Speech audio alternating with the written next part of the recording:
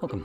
In front of me is a OPPO Reno 14, and today I will show you how you can enable and set up your Do Not Disturb mode.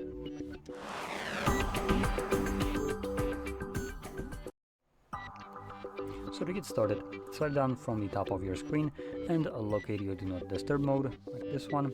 When you see this toggle, first time around, I recommend holding it and then selecting More Settings. Get rid of this, and this will take you to the settings.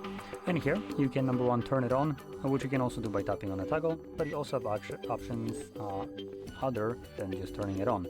So as an example, you can set up schedule in here, which basically makes it so you don't need to turn it on. The device will be doing that for you, and also it will be turning it off.